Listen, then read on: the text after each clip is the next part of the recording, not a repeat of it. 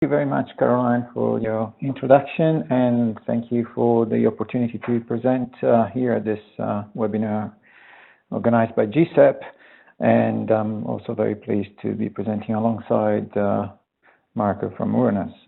So my presentation is about the link between energy and climate in general, with some examples on activities that we are doing here at the World Energy Meteorology Council. So let me start by saying briefly who we are.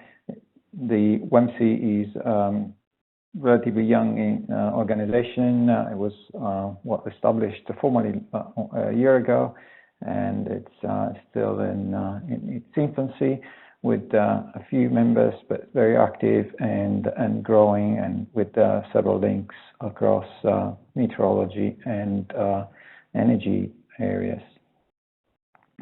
Our primary goal is to enable improved sustainable energy for a low-carbon economy, resilience of energy infrastructure, efficiency of energy systems, and all this underpinned by this ever-changing weather and climate. So we are trying to link the two communities, as I said, the energy and the climate.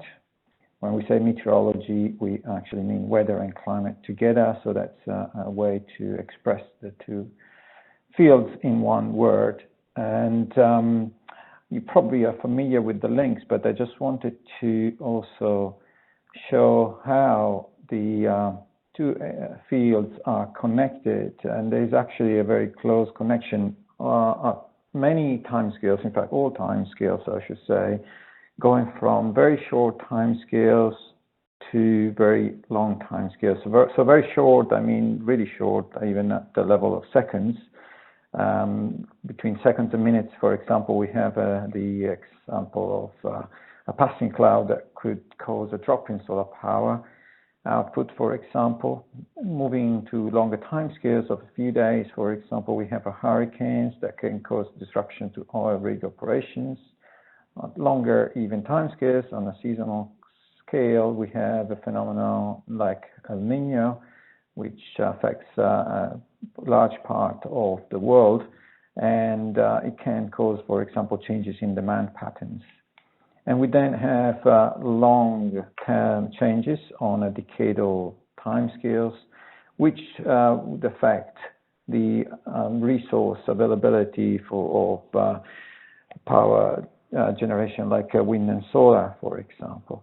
So these are just some examples. I could draw many more on all timescales, but it's just to demonstrate that there's this very close connection.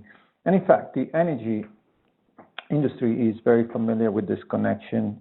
It has been using climatological data, meteorological data for many years, several decades, at least 30 years, let's say. So what's the big deal then? Why do we need to worry about this link now more than in the past? And the answer is that the landscape, both in the climate and energy spaces, is changing, and it's changing quite rapidly. I'll just briefly give you a demonstration of this change. There'll be many more examples, but I just don't want to focus too much on this change. I just give you the idea, because I'm sure you're all familiar with how things are evolving, both in the energy and in the climate. So on the energy space, we have this rapid change, rapid growth in the renewable uptake. This is actually not an updated slide, but it's if you took a more recent one, you would see that the growth is continuing and is projected to continue also in the future. So this is one from the energy perspective. There are many others also from the energy perspective, that things that are changing.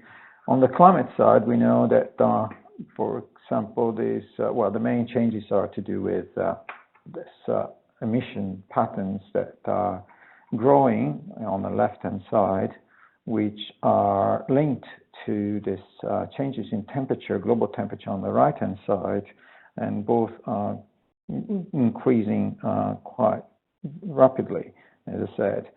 If we look though at just the current period within the red box, So from the 70s, say, to the 2010, roughly 30-year period, we already see an increase in the temperature. So this is the observed period.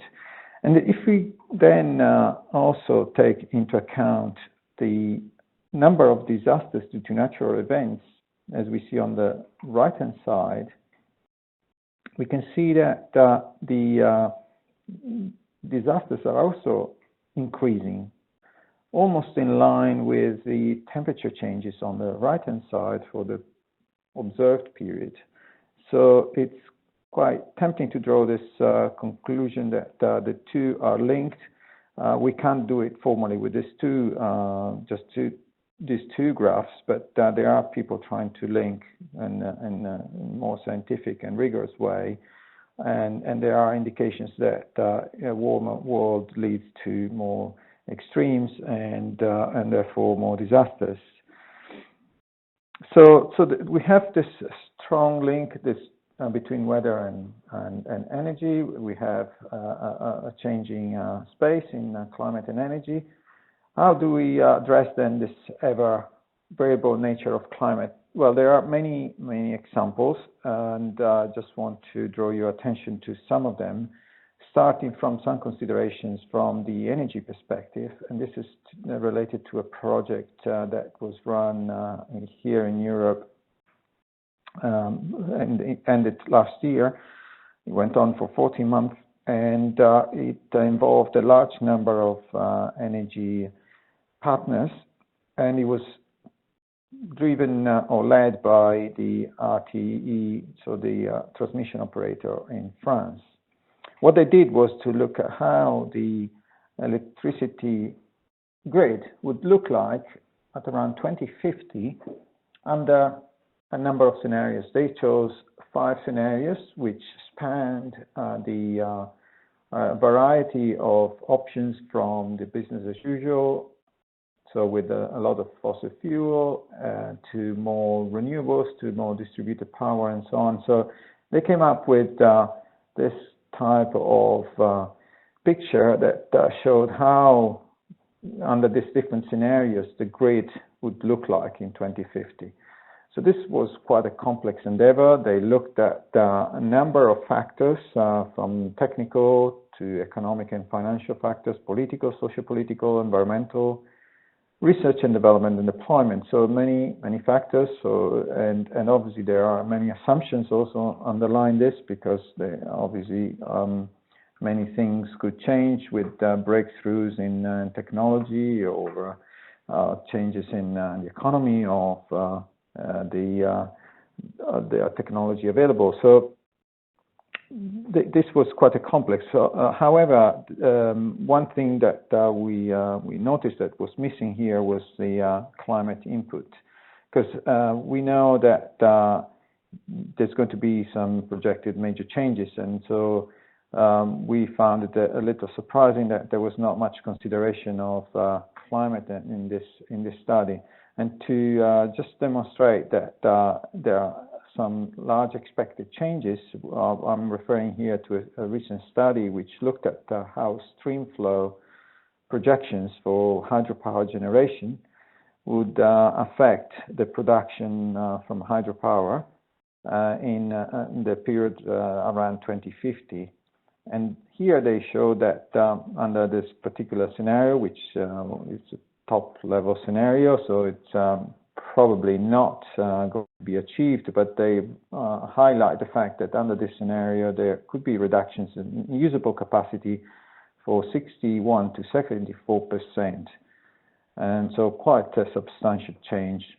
And not only does the projections affect are going to affect production from hydropower, which is expected in a way because of changes in hydrology and precipitation.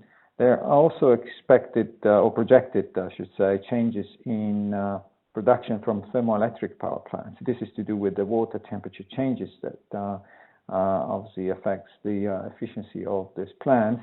And even in this case, there are projected changes of very large amounts, from 81 to 86% over the same time period.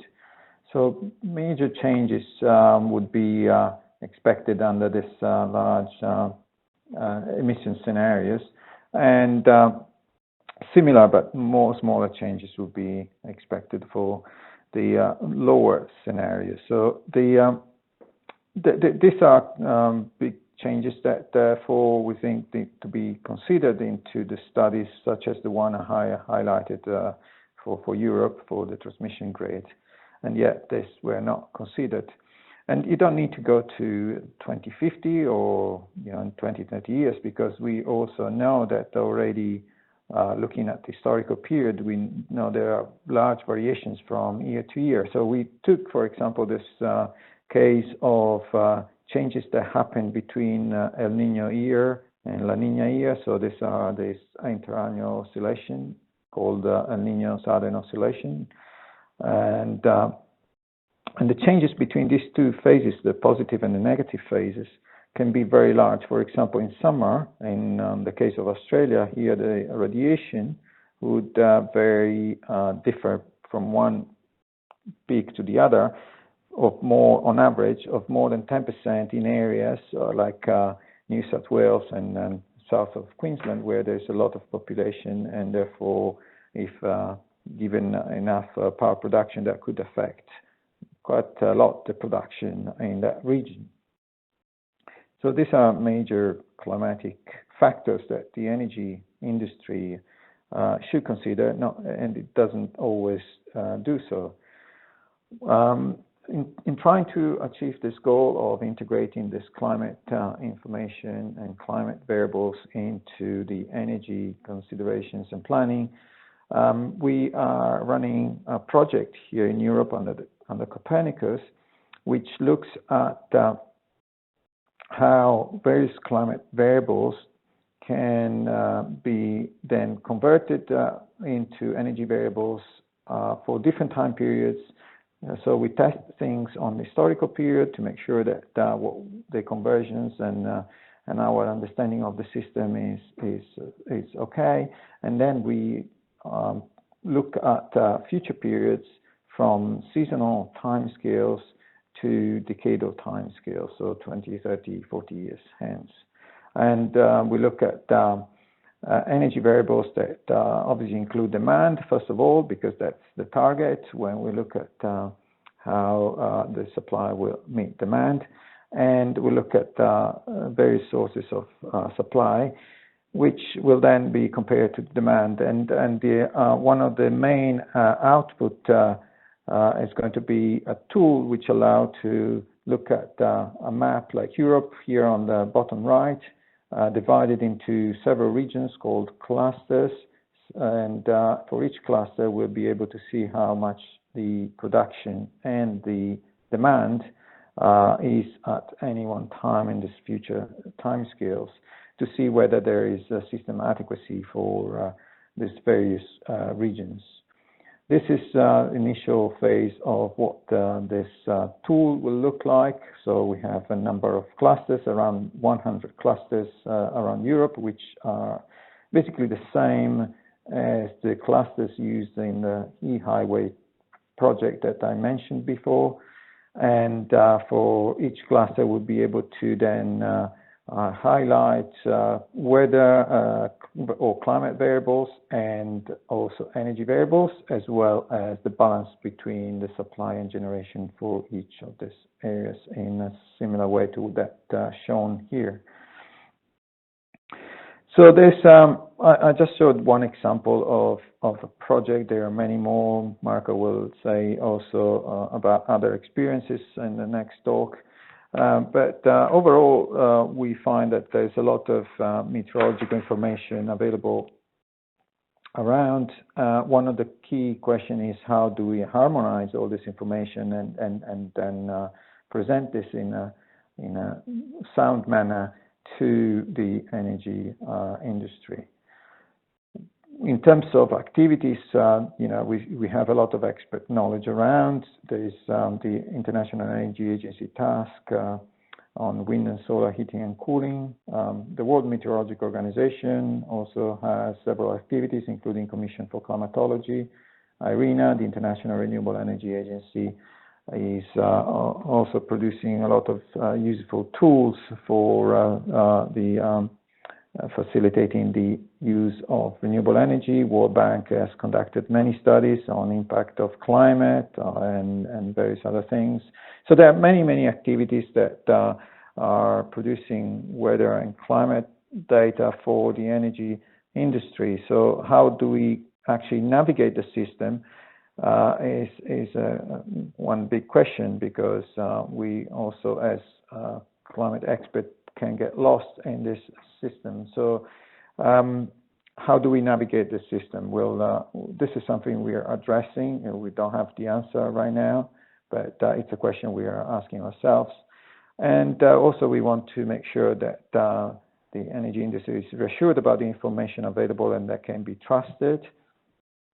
And lastly, the other question that we want to address is how we obtain better access to data and information.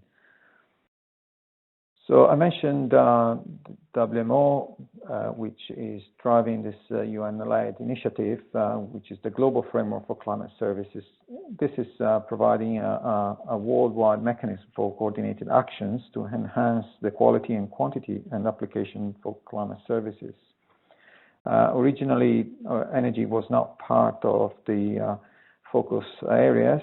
That was about 3 years ago when it was started, but as of last year, energy also joined the other 4 areas, which are agriculture, health, disaster risk management, and food security. A document was prepared to plan the activities in this energy space, and they can be found in the link provided here, and you can find also more information about the GSEP on the link at the bottom. Just briefly on this GSEP, we, I say we because I also collaborate closely with the GSEP and WMO. And the areas that are identified as areas of focus within energy are something that won't surprise you.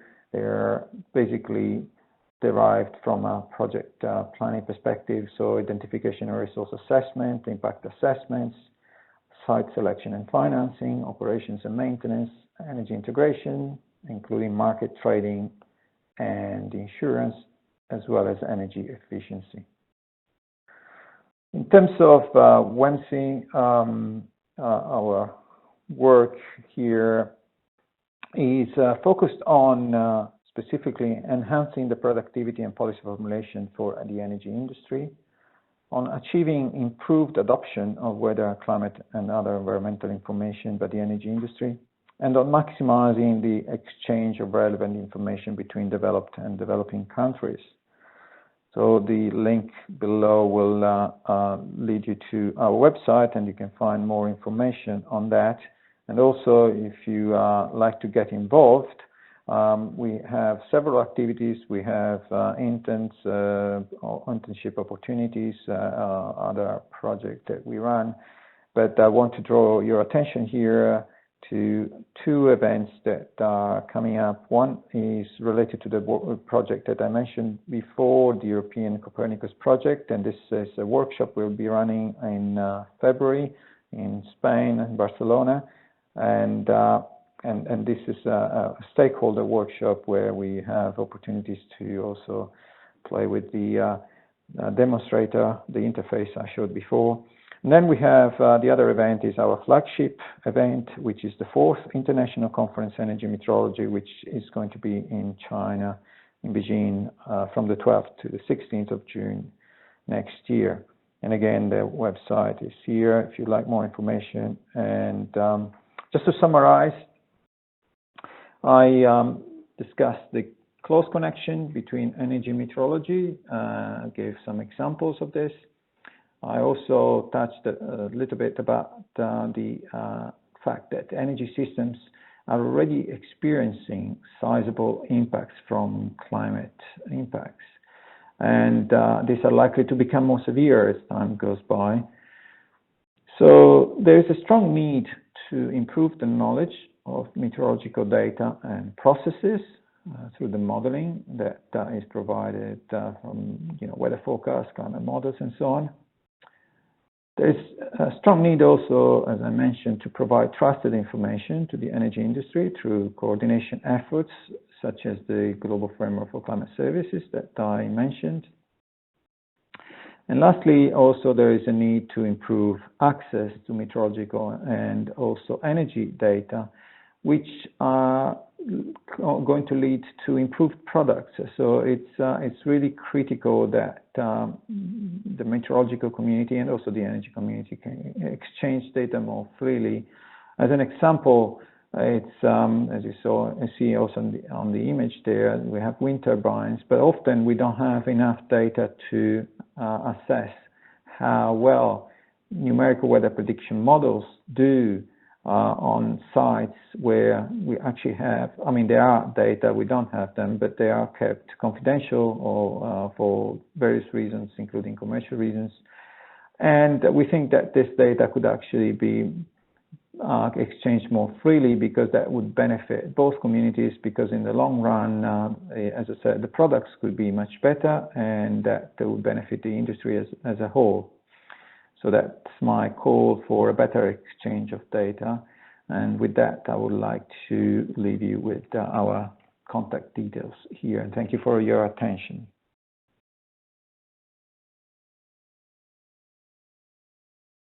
For that introduction. Thank you to GSEP for the opportunity of presenting our work here in this context. In this context of energy demand generation and resilience under climate change, we did a project over the last 2.5 years at Ouranos that looked at who is actually responding to the challenges of climate change. And the title of this project was Adaptation Case Studies in the Energy Sector. And I would like to acknowledge my colleagues, Elise Fournier, David Huard, and Jean-Christophe Amadou, who did a fabulous job on this. The project was funded by Natural Resources Canada through the Adaptation platform. And I'm going to show you some of the results and point you to more information on this project. But before I start this, I would like to give you a bit of an idea what this organization Ouranos is. We are a consortium. We are a non-profit organization, and we sit somewhere between science, between universities, who are member organizations of Ouranos, government, and then industry members that we work with. We don't only address energy issues, but also other climate-related topics like agriculture, like forestry, health issues, and so forth. And then Ouranos is divided into three parts. One is actually operating the Canadian Regional Climate Model. So they're the experts on operating those complicated models. On the other end, there is experts working in impacts and adaptation studies. And in between those two is the group which is called Climate Scenarios and Services, and that's the group I work in. And what we mainly do is we do sort of the translation, the preparation of the complex output from climate models in order to make it understandable, usable, applicable for people who want to study impacts of climate change. We have been doing this for quite a while. I think in the context of climate services, we are a fairly old organization. With that comes that we have a very large network of about 400 collaborators. And as you can see from this little graph here in blue, we have 4 members from the energy sector, which are members of Ouranos. The scope of this project looking into adaptation case studies was to take a step back from the work that we do with our members and look around the world and identify best practices of adaptation actions in the energy sector, and identify and document those that we found to be most relevant or most interesting to the Canadian energy sector. And the way we did this was, first of all, did a large screening, trying to find as much as possible of examples where energy business responded in one way or the other to changing climate. And then we did a survey in Canada to tickle out which ones are the ones that generate the most interest. So we reduced that amount to a reasonable set. Overall, we found over 200 examples of adaptation in the energy sector, and so as a sort of a leftover from this project, we have this large database, which I would love to exploit in a way of putting a short description of these efforts on the web somewhere. But we focused on a smaller amount of studies in order to document those. In order to do that well, we contacted the people who worked on these projects to learn about how they were done, who was involved, and then also what can we learn from them in terms of what was easy, what was less easy, what were barriers, what were difficulties encountered in these efforts. And what we finished with is 11 examples of adaptation case studies. You can have a look at those on our website. The link is here on this slide. And they range from a lot of different topics in terms of, some are about increased risk of flooding. There's a study about an overall strategic approach to climate change in a company in South Africa. There is an example on how New York responded to the Superstorm Sandy. There's one that addresses new ways of cooling for thermal generation in changing climate, just to highlight a few. And I would like to show you as an example of these case studies the second one, which is from Iceland. I'm going to get to that in a minute. The format of these case studies is, the idea was make it short and sweet. So they're structured in a way where we have a summary, I explain the context, why this activity happened, describe the adaptation measure, and in the end, summarize the lessons we can learn from that. And at the very end, we have a page that, for the quick reader, provides an at a glance idea of what this project, this study was about. So giving you one example of these case studies, this is the second one, and it comes from Iceland. And Iceland is particular in the sense that it's very far up north and therefore exposed to a much faster rate and more intense climate change and raising temperatures. Obviously, as the name says, there is a lot of ice. So you have a very direct link here between what's happening in the atmosphere and what's happening in a watershed that's relevant to a hydropower company, which obviously is that the ice melts as it gets warmer.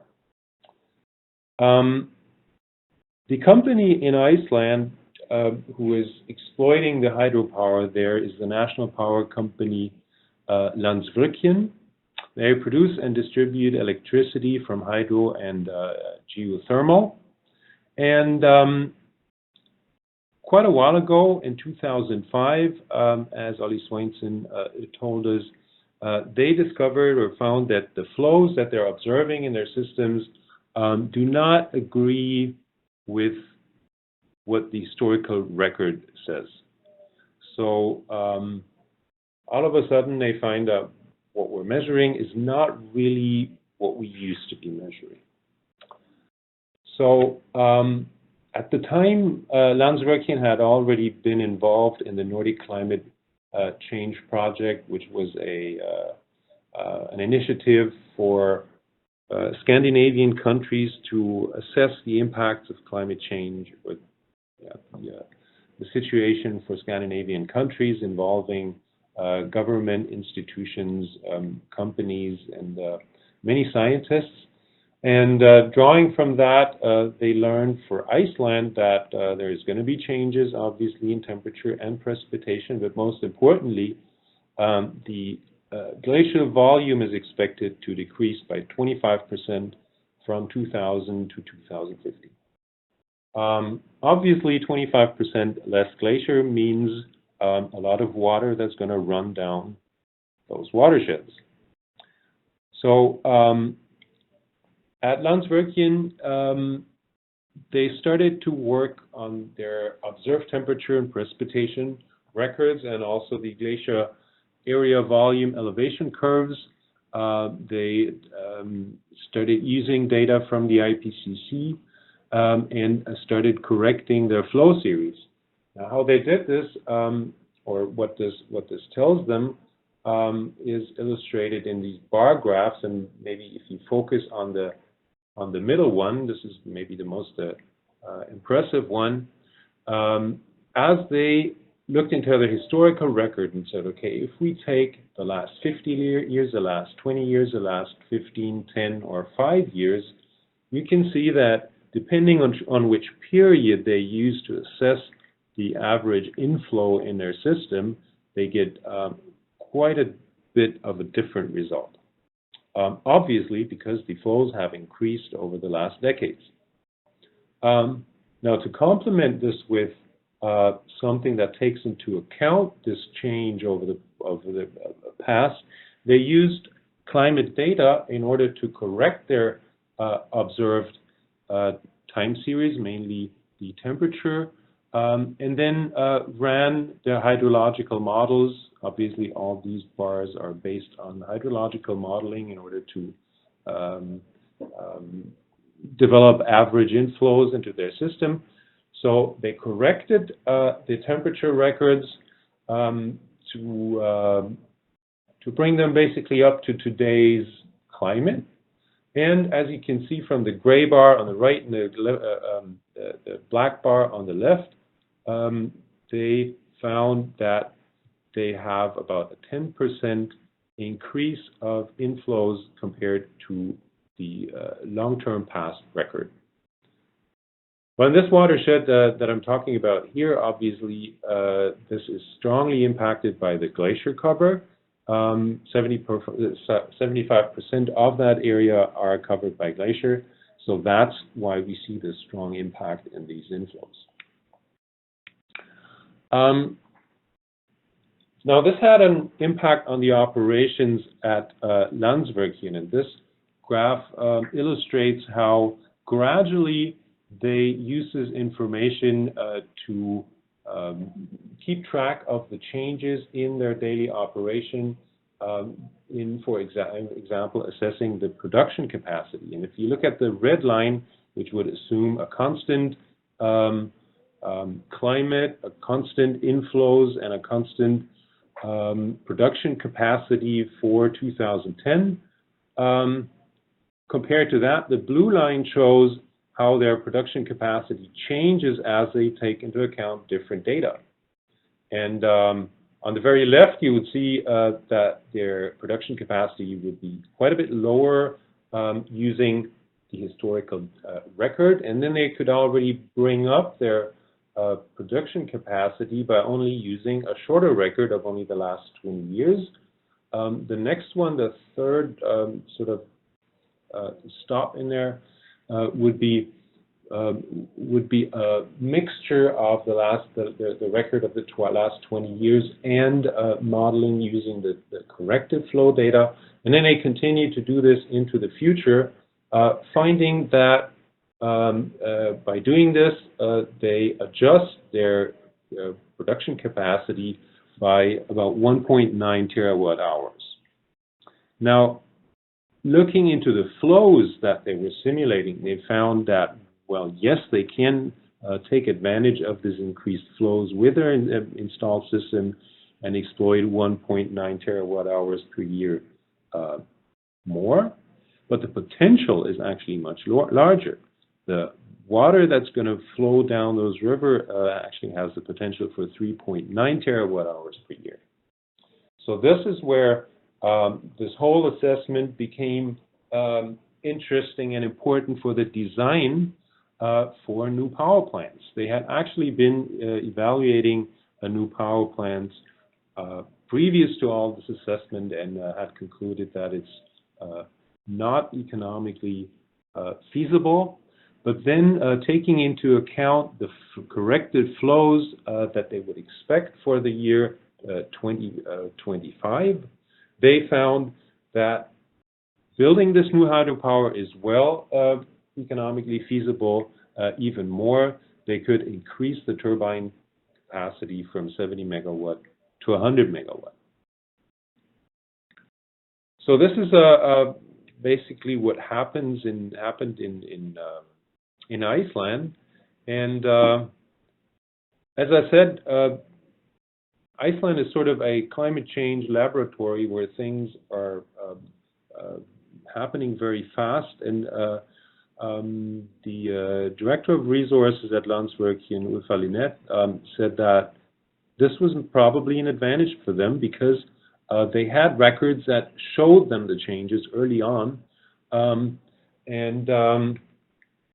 that they could start to respond to that. And another lesson learned from this exercise would be that they participated in this Scandinavian group with many other power companies, universities, and institutions, which helped them to give this assessment and this project credibility and significance.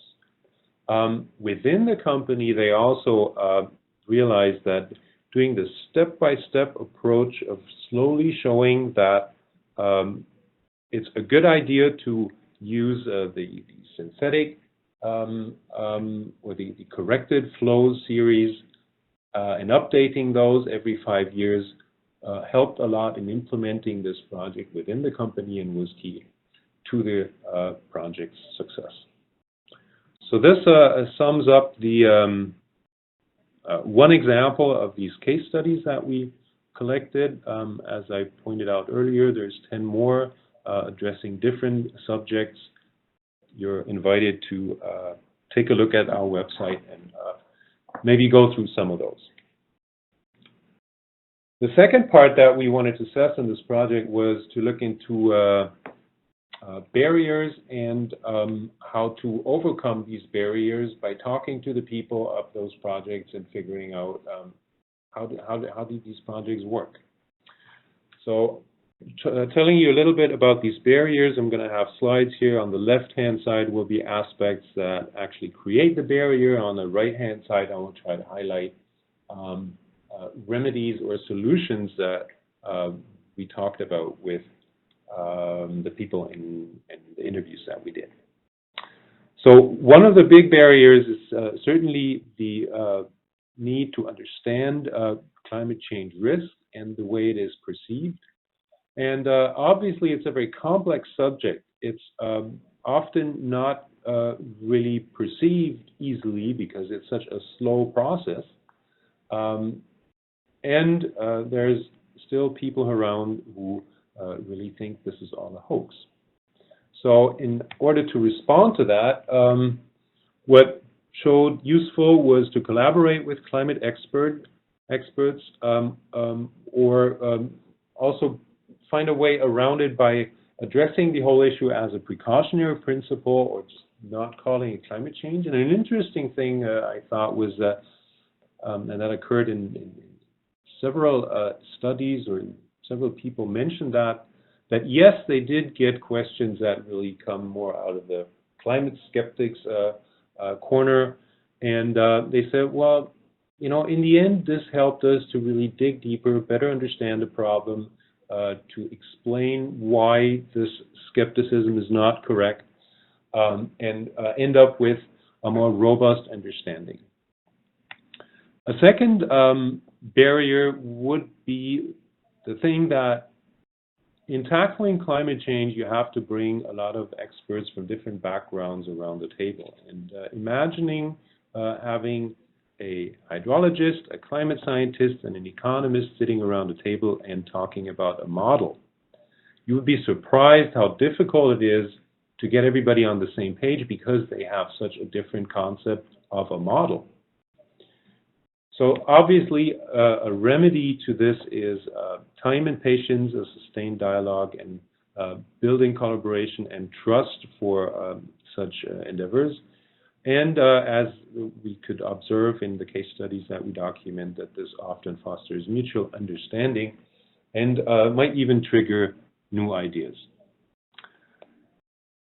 Another barrier is the fact that there is uncertainty around the climate projections about statements we can do for the future. And if you look at this graph about the envelope of uncertainty, the cascade of uncertainty, clearly as we imagine a future society and then try to go all the chain down in how to adapt to a future situation for that society, the envelope of uncertainty gets larger. But there is a few things to consider when facing this uncertainty. One is that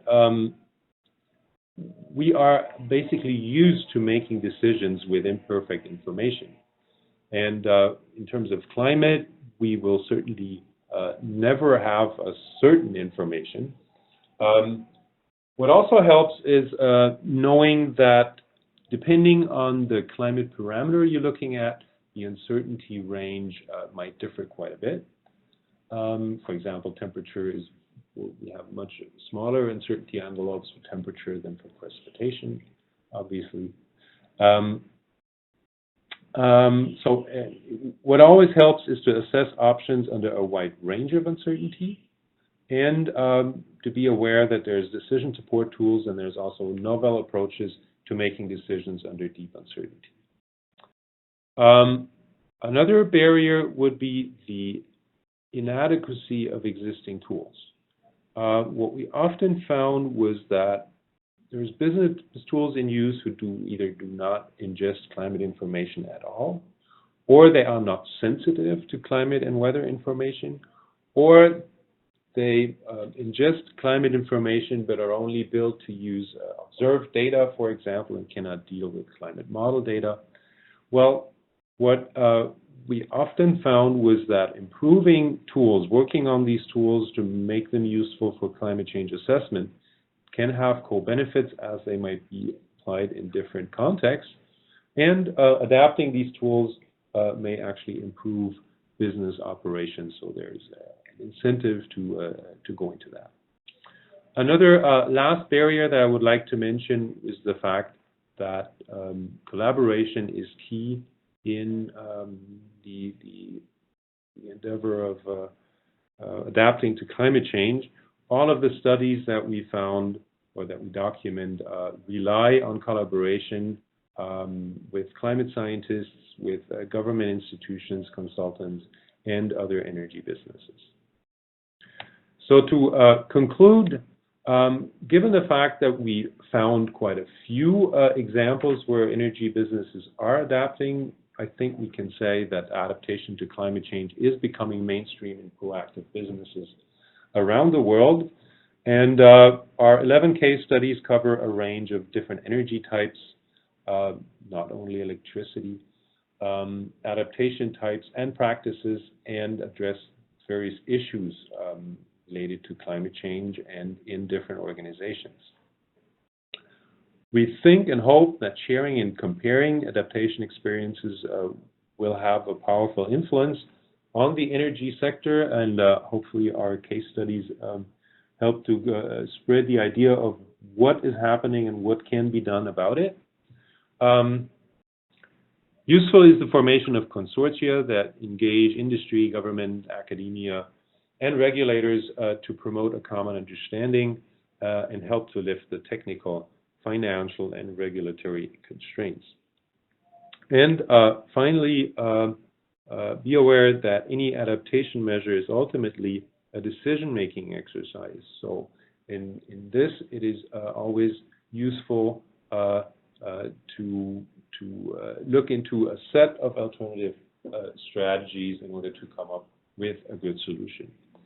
I would like to close with a quote from one of our interviewees, which sums up very, very nicely, I think, what adaptation should be about or needs to be about. She said, even if you don't adapt now, then you need to know why. So this means it makes sense to see how vulnerable, how exposed a business is to climate change impacts, and figure out when a response is needed. This concludes my presentation. Thank you again to Natural Resources Canada and our members for funding this project.